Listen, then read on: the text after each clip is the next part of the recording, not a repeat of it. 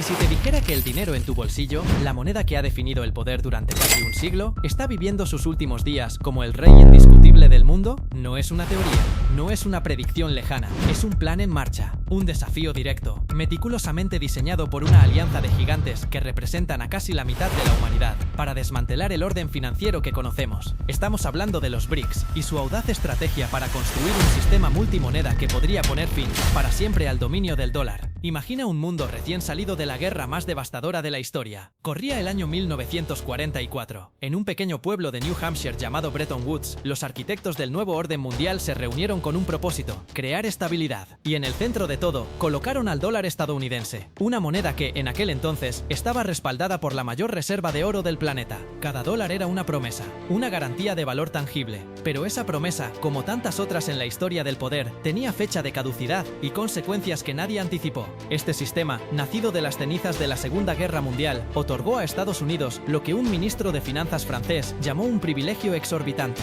¿Qué significaba esto en la práctica? La capacidad de imprimir dinero casi sin límites para financiar sus déficits, sus guerras y su expansión económica, mientras el resto del mundo estaba obligado a acumular esos mismos dólares para comerciar, para invertir, para sobrevivir. Un poder absoluto, un poder que con el tiempo se convertiría en un arma. Sin embargo, toda estructura de poder, por sólida que parezca, tiene grietas. Y la primera gran fisura apareció en 1971. Fue entonces cuando el presidente Nixon, de un plumazo, rompió la promesa de Bretton Woods. Anunció al mundo que el dólar ya no sería convertible en oro. De repente, la moneda de reserva mundial dejó de estar respaldada por algo físico y pasó a estar sostenida por la confianza. La confianza en el poderío militar y económico de Estados Unidos. Pero para muchas naciones, esto no fue un acto de confianza, sino una traición. A partir de ese momento, el dólar se convirtió en una moneda fiduciaria, un decreto, y el mundo entero quedó atrapado en su red, obligado a jugar un juego cuyas reglas podían cambiar en cualquier momento. Pero lo que ocurrió después fue sorprendente. Para asegurar que el mundo siguiera necesitando dólares, Washington tejió una nueva red,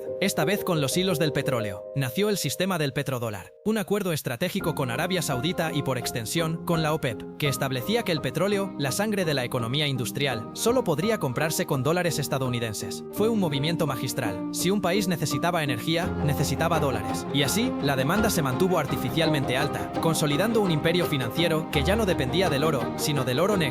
Durante décadas, este orden pareció inquebrantable. El dólar no era solo una moneda, era el lenguaje universal del comercio, la herramienta por defecto de las finanzas globales. Y con él, llegó el control del sistema de mensajería interbancaria SWIFT, la red neuronal por donde fluye el dinero del mundo. Tener el control de SWIFT significaba tener un interruptor para desconectar a cualquier país del sistema financiero global. Las sanciones económicas dejaron de ser meras multas para convertirse en un acto de guerra financiera, capaz de paralizar economías enteras y derrocar gobiernos sin disparar una sola bala. Y el mundo observaba y tomaba nota. La arrogancia del poder, sin embargo, siempre siembra las semillas de su propia destrucción. La congelación de más de 300.000 millones de dólares de las reservas de Rusia en 2022 fue la gota que colmó el vaso. No fue solo un ataque contra Moscú, fue una señal de alarma para el resto del mundo. El mensaje era claro: tus reservas soberanas, tu riqueza nacional no están seguras. Si desafías el orden establecido, puedes perderlo todo de la noche a la mañana. Y fue en ese preciso instante cuando la idea de una alternativa dejó de ser un debate académico para convertirse en una necesidad urgente de supervivencia. Aquí es donde entran en escena los BRICS: Brasil, Rusia, India, China y Sudáfrica. Originalmente un grupo de economías emergentes, pero hoy mucho más. Con la reciente incorporación de gigantes energéticos como Arabia Saudita, los Emiratos Árabes Unidos e Irán, y potencias demográficas como Egipto y Etiopía, los BRICS ya no son solo un club económico, son una civilización entera en movimiento, una coalición que agrupa a más del 45% de la población mundial y un tercio del PIB global. Y todos comparten una misma herida: la vulnerabilidad ante un sistema que no controla. Los geodominadores saben que la historia la escriben quienes se atreven a cambiar las reglas. Y el plan para cambiarlas fue revelado, sin tapujos, en el informe preparado por Rusia para la cumbre de los BRICS en Kazán. No se trata de crear una única moneda para reemplazar al dólar, un error que muchos analistas cometen. No, el plan es mucho más sofisticado y peligroso para el orden actual. Se trata de construir un sistema multimoneda, una red descentralizada donde las naciones puedan comerciar, invertir y acumular reservas utilizando sus propias divisas locales. Un sistema donde el yuan, la rupia, el real, el rublo y las monedas de sus socios comerciales fluyan libremente, sin pasar por el peaje del dólar. Pero ¿cómo piensan lograr algo tan monumental? El primer pilar es la creación de una nueva infraestructura de pagos, una alternativa directa al sistema SWIFT. Se habla de la iniciativa de pago transfronterizo BRICS. Este sistema podría utilizar tecnologías de vanguardia como la DLT, la tecnología blockchain que sustenta a las criptomonedas, y las monedas digitales de bancos centrales, o CBDCs. Imaginen una autopista financiera global, más rápida, más barata y lo más importante, fuera del control de Occidente. Un sistema donde las transacciones entre un exportador brasileño y un importador chino se liquiden en reales o yuanes en cuestión de segundos. El segundo pilar es atacar el corazón de la inversión. Plataformas como BRICS-Clear están diseñadas para competir con gigantes como Euroclear,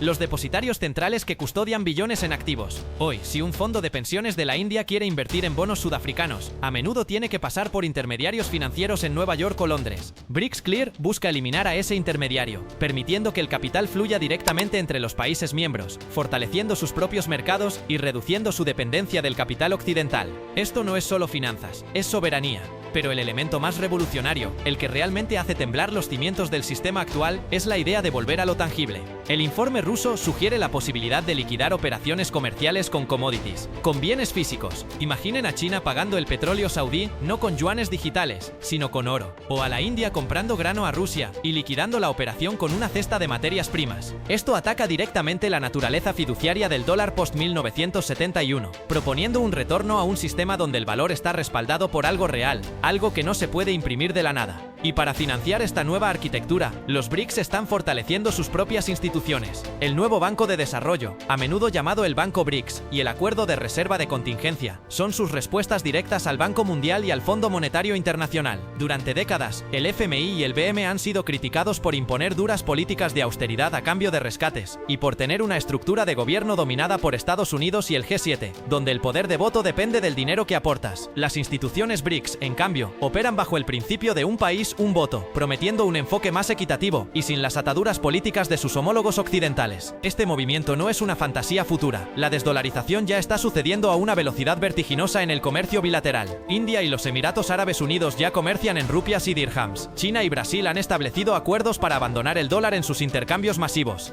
Rusia e Irán están construyendo sistemas de pago que eluden por completo las sanciones estadounidenses. Cada uno de estos acuerdos por sí solo puede parecer pequeño, pero juntos forman un mosaico que está redibujando los flujos comerciales del planeta. Están tejiendo una nueva ruta de la seda financiera, una que deliberadamente evita los centros de poder tradicionales. No obstante, el camino está plagado de desafíos. ¿Pueden estas economías, tan diversas y a menudo con intereses contrapuestos, mantener la cohesión necesaria para un proyecto de esta magnitud? ¿Puede el yuan chino, con sus estrictos controles de capital, convertirse en una verdadera moneda de reserva global que inspire confianza? ¿Y cómo reaccionará Estados Unidos cuando vea que su privilegio exorbitante se evapora?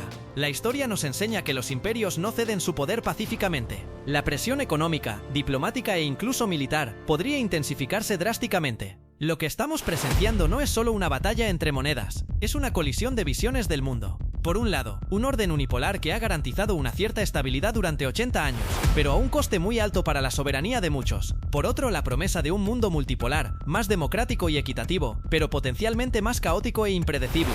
Y nosotros, los ciudadanos, estamos justo en medio de esta fractura tectónica. El valor de nuestros ahorros, el coste de los productos que compramos, la estabilidad de nuestros empleos, todo está en juego, porque esto no ha hecho más que empezar, geodominadores.